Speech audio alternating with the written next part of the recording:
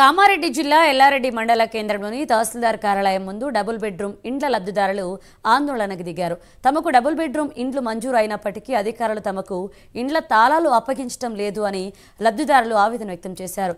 అధికారులు స్పందించి తగు చర్యలు చేపట్టాలని వారు కోరారు.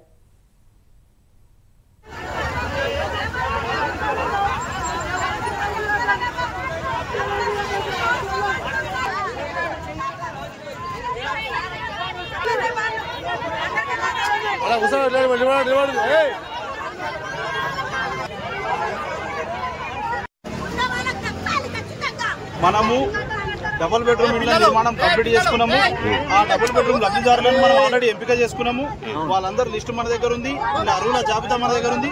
ఎవరెవరికైతే ఇండ్లు వచ్చినాయో వాళ్ళకందరికీ తెలుసు. ఫోన్ కూడా చేసి చెప్పడం జరిగింది.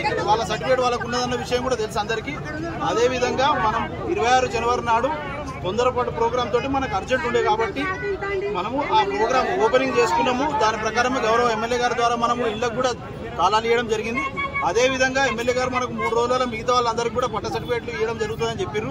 కానీ పట్టా సర్టిఫికేట్లు ఇంకా ఏర్పాటు కాలేవు. వీటి మీద ఇంకా సంతకాలు కావాలి మనకు, కాబట్టి ఆగినాయి. ఇప్పుడు ఎమ్మెల్యే గారు మాతో ఫోన్లో కూడా మాట్లాడారు, ఆర్డీఓ గారితో కూడా ఫోన్లో మాట్లాడారు, గౌరవ ఎస్ఐ గారితో కూడా ఫోన్లో మాట్లాడారు. 3 రోజులలో మీరు వాళ్ళకి ఎట్టి పరిస్థితుల్లో ఇల్లు ఏమంటారు పట్టాలు ఇవ్వాలన్నారు. ఆయన సార్కి మేము రిక్వెస్ట్ చేసుకొని సోమవారం నుంచి ఇవ్వడానికి వీలవుతుంది సార్.